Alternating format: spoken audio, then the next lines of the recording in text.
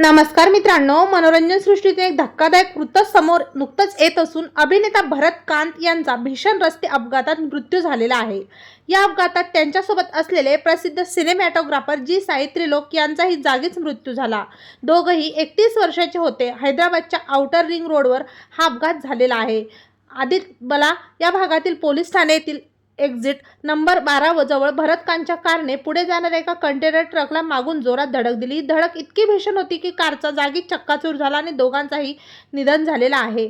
मिळालेल्या माहितीनुसार भरत कांत आणि त्रिलोक हे दोघेही आंध्र प्रदेशातील नेल्लोर जिल्ह्याचे रहिवासी होते। शनिवारी रात्री ते नेल्लोरवरून हैदराबादकडे येण्यासाठी निघाले होते। रविवारी पहाटे 3च्या सुमारास त्यांची गाडी आउटर रिंग रोडवर असताना हा अपघात घडलेला आहे। त्यांच्या फोनवरून आणि गाडीच्या नंबरवरून ओळख पटवण्यात आलेली आहे।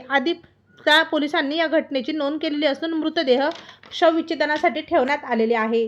प्राथमिक अंदाजानुसार निष्काळजीपणाने गाडी चालवणे किंवा वेगावर नियंत्रण न राहणे हे अपघाताचे मुख्य कारण असल्याचं समोर आलेलं आहे। अभिनेता कांत यांनी सुमारे 10 वर्षापूर्वी चित्रपटसृष्टीत नशीब आजमावण्यासाठी हैदराबाद येथे आले होते व त्यांनी मेहनतीच्या जोरावर कलाविश्वात आपली वेगळी ओळख निर्माण केलेली होती।